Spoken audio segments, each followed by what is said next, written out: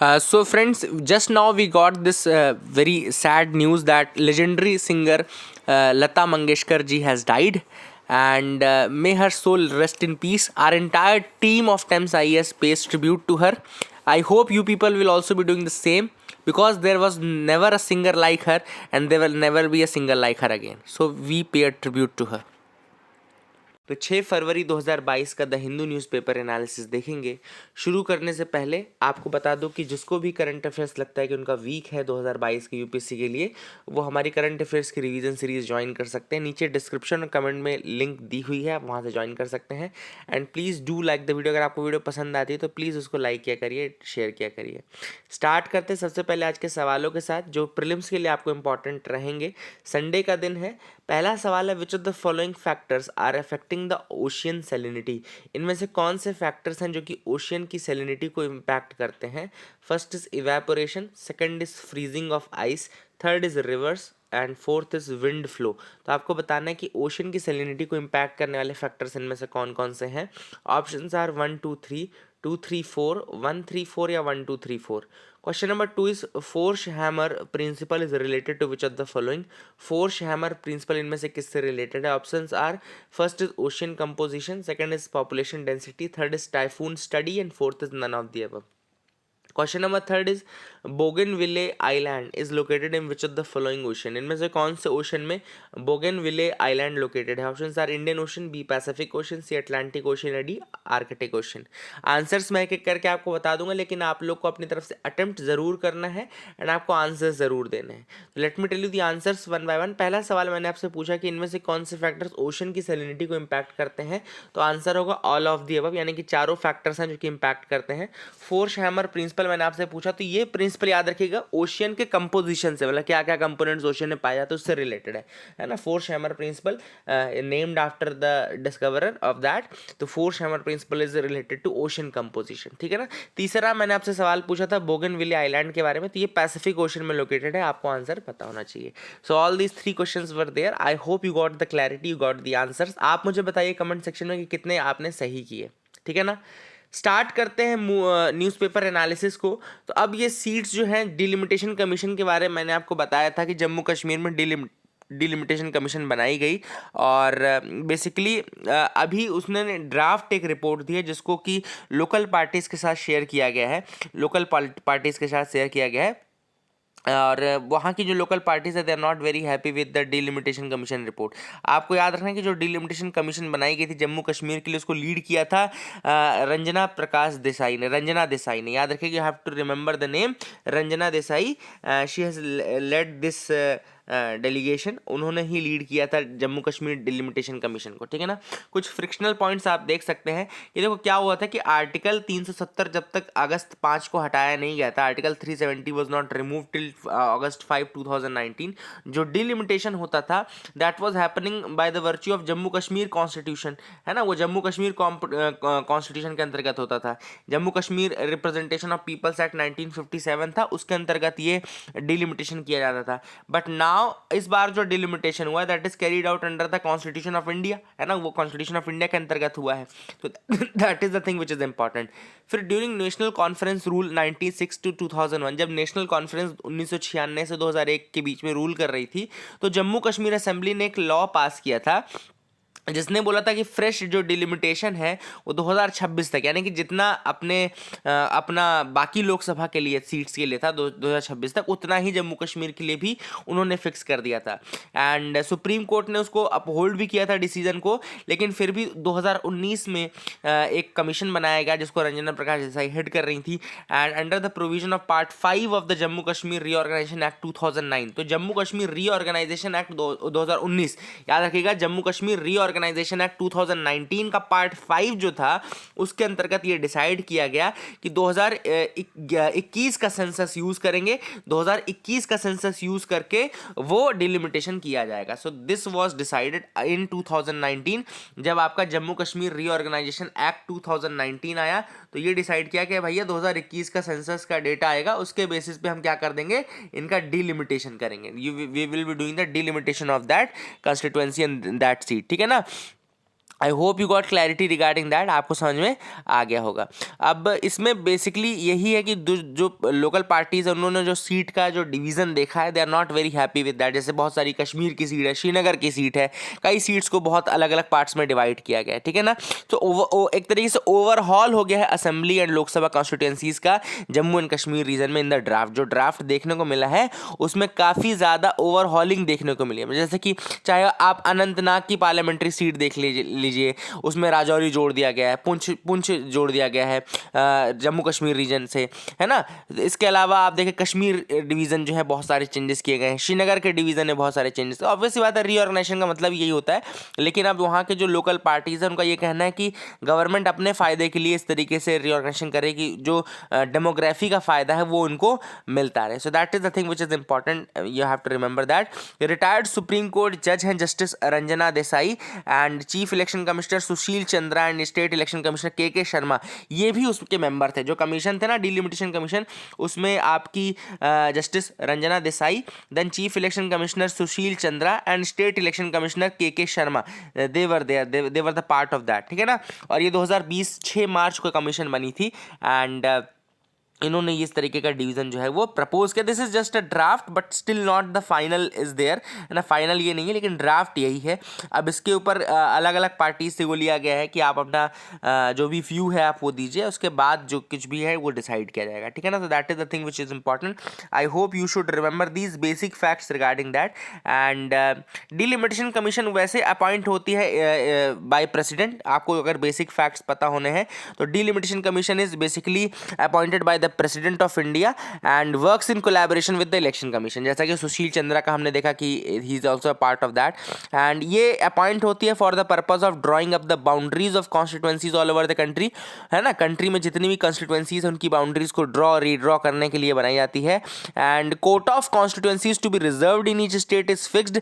कितनी constituency reserve होंगी ये फिक्स रहता है, कोटा फिक्स रहता है। And it depends upon the SC और एसटी इन द स्टेट, कितने एससी एसटी पॉपुलेशन है उस पर डिपेंड करता है। एंड बेसिकली जो डिलिमिटेशन कमीशन है it looks at the composition of population in the constituency. वो देखते कि एक कॉन्स्टिट्यूएंसी में कंपोजिशन ऑफ पॉपुलेशन क्या है ना।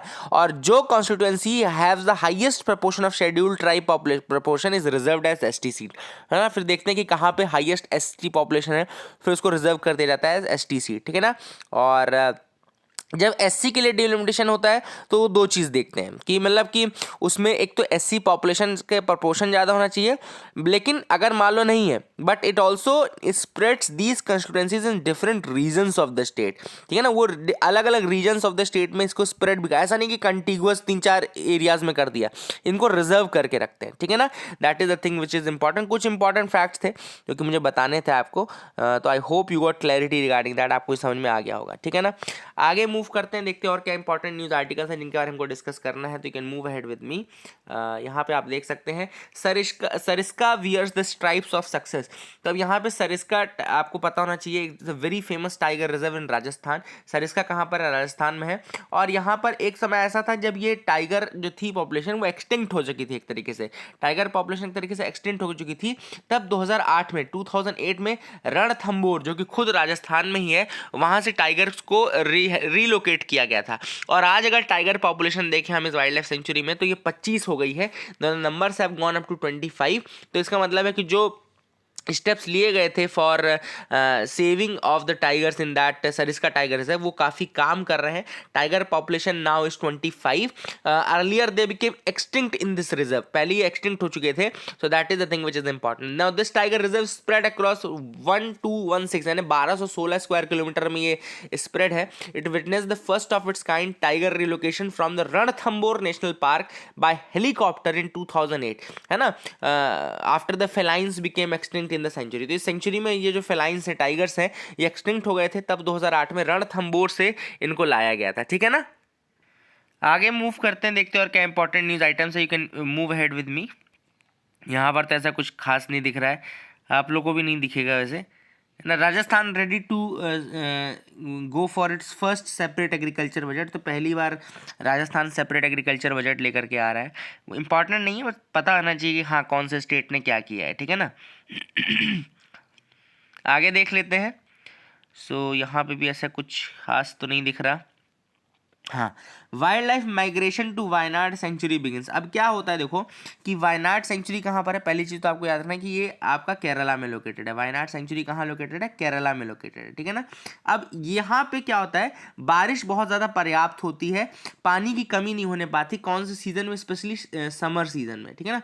तो समर सीजन में पानी की कमी नहीं होती और अवेलेबिलिटी रहती है। इस कारण से जो कर्नाटका और तमिलनाडु के आसपास के रीजन्स है, वहाँ से जो वाइल्ड लाइफ एनिमल्स हैं वो माइग्रेट करके कहाँ आ जाते हैं? They migrate and come to this part, है ना, वो यहाँ पे वायनाड में आ जाते हैं। तो I hope you got clarity regarding that. इसकी लोकेशन याद रखिएगा, वायनाड वाइल्ड लाइफ सेंचुरी की कहाँ पे लोकेटेड है? ये लोकेटेड है केरला में। और यहाँ पर कहाँ से आते हैं? यहाँ पर आते हैं आपके जो कर्नाटका और तमिलनाडु। एक्चुअली यहाँ पे बांदीपुर का रीजन देखेंगे ना, जो कर्नाटका में आपका बांदीपुर सेंचुरी है वो बहुत करीब लोकेटेड है। बांदीपुर भी बहुत करीब है आपके वायनाड से, और इधर साइड फिर तमिलनाडु का रीजन भी बहुत करीब पड़ता है, तो वहाँ से आते रहते हैं, माइग्रेशन होता रहता है, ठीक है ना। अगली न्यूज़ देखते हैं यहाँ पे, committed to ending the inequalities prime minister. अब प्राइम मिनिस्टर ने, कल मैंने आपको बताया था कि हैदराबाद जो तेलंगाना में है वहाँ पे अनवील किया है 216 foot tall statue Shri Ramanujacharya का, यानी कि जो स्टैचू ऑफ इक्वालिटी कल मैंने आपको बताया था वो अनवील किया गया है। कहाँ पे अनवील किया गया है? हैदराबाद में, ठीक है ना। अब याद रखिएगा, इसमें सबसे पहली बात इंपॉर्टेंट है कि यहाँ पे रामानुजाचार्य की जो फिलॉसफी थी विशिष्ट अद्वैत की, वो आपको जरूर पता होनी चाहिए, ठीक है ना। कल भी मैंने आपसे कहा था, बट आप में से किसी ने उसका आंसर नहीं दिया है, पता नहीं क्यों, कि अद्वैत, विशिष्ट अद्वैत और द्वैत, इन तीनों में एक एक लाइन का डिफरेंस अगर आप मुझे बता पाए कि कौन ब्रह्म को मानता है, कौन बोलता है कि अटेनेबल है, कौन क्या बोलता है स्पेशल फॉर्म की, कौन वो बात करता है, इतना तो आपको करना ही पड़ेगा ना। आप लोग आंसर ही नहीं करेंगे तो क्या वाला, you don't want to participate in any exercise, so that it doesn't work that way, है ना। सो श्री रामानुजाचार्य का याद रखिएगा, ही वॉज अ वैष्णवाइट। पहली बात याद रखिएगा, शैवाइट और वैष्णवाइट दो ग्रुप थे, आपको पता होना चाहिए। शैवाइट वो जो शंकर जी को मानते थे, शिव की आराधना करते थे, वैष्णवाइट वो जो विष्णु को मानते थे, है ना। And Ramanujacharya was a Vaishnavite. इनका 216 फुट टॉल स्टैचू जो है, स्टैचू ऑफ इक्वालिटी के नाम पे, उसको अनवील किया गया है। और यहाँ पे प्राइम मिनिस्टर ने काफ़ी चीज़ों की बात की, जैसे रामप्पा टेम्पल की बात की। रामप्पा टेम्पल जो कि वारंगल डिस्ट्रिक्ट में है, आपको पता होना चाहिए कि रिसेंटली इसको यूनेस्को वर्ल्ड हेरिटेज टैग दिया गया है ना, रामप्पा टेम्पल, इसको वर्ल्ड हेरिटेज साइट्स में इंक्लूड किया गया है। और इसमें पोचमपल्ली का भी नाम लिया है प्राइम मिनिस्टर ने, जो कि एक वर्ल्ड टूरिज्म विलेज के रूप में इंक्लूड किया गया है। Pochampally has been included as world tourism village, तो इसको याद रखिएगा जरूर, Pochampally world tourism village by world tourism organisation. तो वर्ल्ड टूरिज्म ऑर्गेनाइजेशन के द्वारा इसको वर्ल्ड टूरिज्म विलेज के रूप में घोषित किया गया है, किसको? पोचमपल्ली को। तो ये दो फैक्ट्स थे जो इस न्यूज़ आइटम में थे, प्राइम मिनिस्टर ने जो अलग से एक्सप्लिसिटली कहे। तो I hope you got clarity regarding that as well. आगे मूव करते हैं, देखते हैं और क्या इंपॉर्टेंट न्यूज आइटम्स है। India risks being edged out of the patent waiver plan at WTO। अब आपको पता होगा कि जब कोविड-19 आया, बढ़ा, तो उसमें से दो कंट्रीज ऐसी थी, यानी कि इंडिया और साउथ अफ्रीका, जिन्होंने जॉइंटली एक प्रपोजल दिया था। याद रखिएगा, इंडिया और साउथ अफ्रीका दो कंट्रीज हैं जिन्होंने जॉइंटली एक प्रपोजल दिया था अक्टूबर 2020 में, और कहा था कि भैया जो लो इनकम कंट्रीज हैं, जो लीस्ट डेवलप्ड कंट्रीज हैं, जो ऐसी कंट्रीज है जिनके पास ज़्यादा टेक्नोलॉजी नहीं है, ज़्यादा पैसा नहीं है, उनके लिए आप पेटेंट वेवर कर दीजिए। पेटेंट वेवर मतलब कि जो वैक्सीन्स हैं बन रही हैं फॉरेन में, या जो इक्विपमेंट्स हैं या डिवाइसेस हैं या मेडिकल एवरीथिंग रिलेटेड टू कोविड-19, you should be doing a patent waiver for that. मतलब कि ताकि दूसरी कंट्रीज जो है उसको प्रोड्यूस कर सकें, दूसरी कंट्रीज उनका यूज़ कर सकें फ्री, और ऐसी कंट्रीज में, अफ्रीकन कंट्रीज में ये सारी चीज़ें पहुंच सके और लीस्ट डेवलप्ड कंट्रीज की मदद हो सके। अब यहाँ पे बात क्या, जो यूरोपियन और अमेरिकन कंट्रीज और कंपनीज बात कर रही हैं, वो एक्चुअली ये बात कर रहे हैं कि हम ये फ़ायदा केवल और केवल अफ्रीकन कंट्रीज को देना चाहते हैं। मतलब कि इंडिया को भी अब वो बाहर करें। जिस कंट्री ने पूरा एक तरीके से कहना स्पॉन्सर ही किया, उस कंट्री को ही आप बाहर कर दे रहे हो। वो कोशिश कर रहे हैं कि इंडिया को ना मिलने पाए। क्यों? क्योंकि उनको लगता है कि इंडिया के जो रिसर्चर्स हैं काफ़ी आगे हैं, इंडिया में जो मैन्युफैक्चरिंग है वो भी काफ़ी आगे है। तो अगर एक बार वेवर इनको मिल गया तो ये बहुत ज़्यादा जल्दी वेस्टर्न जो प्रोड्यूसर्स हैं, वेस्टर्न जो मैन्युफैक्चरर्स हैं, उनको आउटरन कर देंगे, है ना। तो ये डर से वो चाहते हैं कि इंडिया को इसका बेनिफिट ना मिले। ओनली 1 in 4 उड़ान रूट्स सर्वाइव्ड आफ्टर 3 years। तो यहाँ पे उड़ान यानी उड़े देश का आम नागरिक रीजनल कनेक्टिविटी स्कीम की बात चल रही है। अब यहाँ पे ऑथर ने ये बोला है कि भैया जो ये स्कीम है इसमें अब केवल 1 out of 4 routes are working now. केवल एक ही 4 में से एक ही रूट इसमें वर्क कर रही है। पहले एक समय 94 RCS उड़ान स्कीम्स की अगर कहना चाहिए रूट्स थे, 94 रूट थे। तो अब 3 सालों के बाद यानी 2021 में 2018 से 21 में 3 साल हो गए। तो अब इस रीजनल कनेक्टिविटी स्कीम के अंदर केवल 22 ही ऐसी हैं रूट्स जो काम कर रही हैं, बाकी काम नहीं कर रही हैं। रीजनल कनेक्टिविटी स्कीम अगर आपको याद हो उड़े देश का आम नागरिक, जिसमें यह था कि भैया कैपिंग लगा दी गई थी फेयर्स में 2500 रुपए की। बोला भैया 2500 रुपए की कैपिंग है पर आवर की फ्लाइट में एंड 50% सीट्स जो प्लेन में होने चाहिए उनको वायबिलिटी गैप फंडिंग से सब्सिडी के माध्यम से आप गवर्नमेंट की सब्सिडी के माध्यम से दिया जाएगा और उनको लो कॉस्ट आपको रखना है, ठीक है ना। अब फ्लाइट्स कर तो रही है लेकिन उनका ये कहना है कि जो सब्सिडी है वो कम है और उसका एक्सटेंशन चाहिए। मतलब एक तो 3 साल के बाद उसको एक्सटेंड करो, दूसरा उन्होंने ये कहा कि जो सब्सिडी है वो रूट्स पे भी डिपेंड करता है और कुछ रूट्स में अब हमको ज़्यादा सब्सिडी चाहिए। This is what they want, ठीक है ना। इसको बोलते हैं रीजनल कनेक्टिविटी स्कीम यानी कि उड़े देश का आम नागरिक, जिसमें पहले 94 रूट्स थे जिसमें से केवल 22 रूट्स ही वर्किंग है एट प्रेजेंट। तो I hope you got clarity regarding that as well. आगे मूव करते हैं, देखते हैं और क्या इंपॉर्टेंट न्यूज़ आइटम्स है जिनके बारे में को डिस्कस करना है। तो यहाँ पर एंटार्क्टिका माइक्रोब्स में हेल्प इन प्लास्टिक क्लीनअप। अब यहाँ पे एंटार्क्टिक में माइक्रोब्स वैसे मिले हैं जो प्लास्टिक्स को खाते हैं, ठीक है ना। They eat basically plastic and that and this can be a good way of cleaning up the oceans and all. यहाँ प्लास्टिक पोल्यूशन से दूर होने के लिए टाइनी माइक्रोब्स का यूज़ किया जा सकता है ना। They are creating a naturally occurring cleaning system for pollution caused by diesel that is used as a source of electricity and heat for research basis in frozen Antarctica. तो ये जो tiny microbes हैं, tiny microbes हैं, ये basically they are cleaning the waste by creating a naturally occurring cleaning system for pollution caused by diesel. जो diesel use हो रहा है ना अंटार्कटिका में और जो इलेक्ट्रिसिटी के लिए यूज़ हो रहा है ये सब कॉज करने के लिए, तो उसको बिल्कुल ये फ्रेश कर देते, ईट कर लेते हैं। अब यहाँ पे एक्चुअली एक चीज़ गलत लिख दी है इन्होंने, द हिंदू ने। यहाँ पे इन्होंने लिख दिया है कि ये आपका एक मैड्रिड प्रोटोकॉल है जो कि 1961 में आया। एक्चुअली मैड्रिड प्रोटोकॉल 1961 में नहीं आया था, ये 1991 में आया था, 1991 में आया था और 1998 में फोर्स में आया था, ठीक है ना। तो याद रखिएगा मैड्रिड प्रोटोकॉल जो आपका इन्वायरमेंट से रिलेटेड है, ये इससे रिलेटेड है। So the protocol on environment protection to the Antarctica बोलते हैं इसको, अंटार्कटिक ट्रीटी या फिर protocol on the environment protection to the Antarctica बोलते हैं। Protocol on the environment protection to the Antarctica treaty, इसको साइन किया गया था मैड्रिड में 4 अक्टूबर 1991 में, 4 अक्टूबर 1991 में and it entered into force in 1998। ये फोर्स में कब आई? 1998 में ये फोर्स में आई, ठीक है ना, इसको याद रखिएगा। अब ये बेसिकली बिल्कुल जो अंटार्कटिका है इसको एक नेचुरल रिजर्व के रूप में डिक्लेयर करती है। It declares the Antarctica as a natural reserve which is devoted to peace and science. इसका आर्टिकल 3 है जो कि कहता है कि basic principle applicable to human activities in Antarctica. Article 7 prohibit करता है all activities related to Antarctica mineral resources except for scientific research. And 2048 तक यानी until 2048 the protocol can only be modified by unanimous agreement of all the consultative parties to the Antarctica Treaty। मतलब Antarctica treaty की जितनी भी consultative parties हैं उनके unanimous decision से ही ये इसको कुछ चेंज किया जा सकता है अंटिल 2048, ठीक है ना। तो ये आपको याद रखना है, that is the thing which is important. And basically the prohibition on mineral resources activities can not be removed unless a binding legal regime on Antarctica mineral resource activities is in force, ठीक है ना। तो तब तक जब तक कि एक बाइंडिंग लीगल रजीम नहीं आ जाती तब तक जो मिनरल रिसोर्सेज के ऊपर प्रोहिबिशन है वो उसको हटाया नहीं जा सकता है। तो ये कुछ अंटार्कटिका ट्रीटी, अंटार्कटिका ट्रीटी नहीं है, ये प्रोटोकॉल ऑन अंटार्कटिका ट्रीटी है बेसिकली। तो याद रखिएगा मैड्रिड प्रोटोकॉल बोलते हैं 1991-98।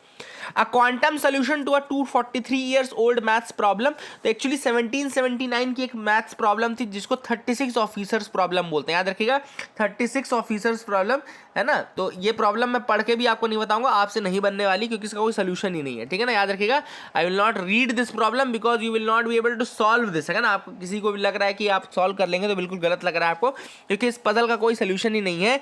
And it was Euler who in 1779 said that this is unsolvable. उन्होंने कहा था कि अनसॉल्वेबल है।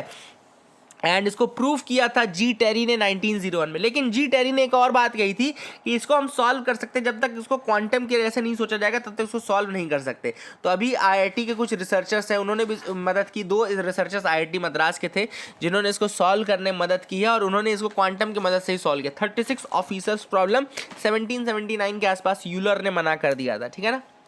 अगली न्यूज़ है crypto riddle, tax first recognition letter. तो अब यहाँ पर रिसेंटली इस बार आपको पता है कि जो वर्चुअल करेंसीज हैं इसमें हमारे गवर्नमेंट ऑफ इंडिया ने 30% का टैक्सेशन लगाया है।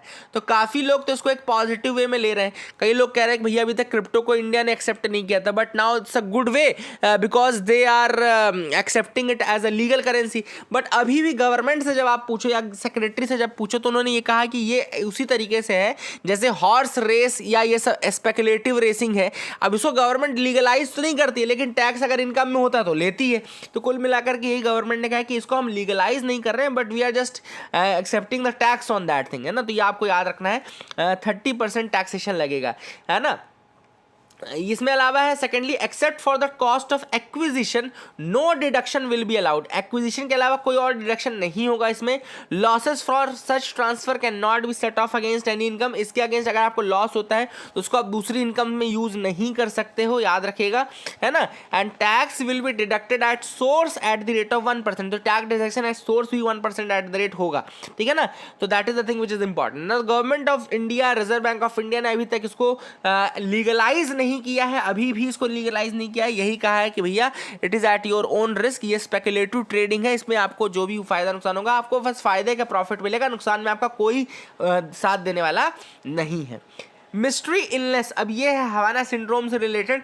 हवाना सिंड्रोम वैसे तो मैंने आपको कई बार बताया, याद रखिएगा। अमेरिकन जो ऑफिशियल्स हैं उनको 2017-18 के आसपास ये हवाना सिंड्रोम का पता लगा कि वो बहुत ही नॉशियस हो गए थे। उनको अलग अलग तरीके से आवाज़ें सुनाई देने लगी थी, ब्रेन में अलग अलग तरीके से वाइब्रेशंस आने लगे थे, हेडेक होने लगता है, ठीक है ना। तो ये चीज़ें होने लगी थी। हवाना सिंड्रोम एक तरीके से डिजीनेस, हियरिंग लॉस, हेडेक्स, ये सब 2016-17 में जब एम्बेसी और उनके फैमिली मेम्बर्स हवाना में थे, यूएस एम्बेसी के, है ना, 16 US embassy staff and their family members were in Havana, Cuba, तब इनको ऐसा हुआ, ऐसा लगा, और तब से ये जुड़ गया। अभी कमला हैरिस के साथ भी ये चीज़ हुई थी कि उनको भी हवाना सिंड्रोम हो गया था, है ना। तो basically that is the thing which is important, है ना, जो कि आपको याद रखना है। And this is the thing. इसमें अभी रिसेंटली कुछ नए डेवलपमेंट्स आए हवाना सिंड्रोम से रिलेटेड, जिसमें एक पैनल बनाया गया था। उस पैनल का ये कहना है कि Havana syndrome symptoms could have been caused by pulsed electromagnetic energy in the radio frequency.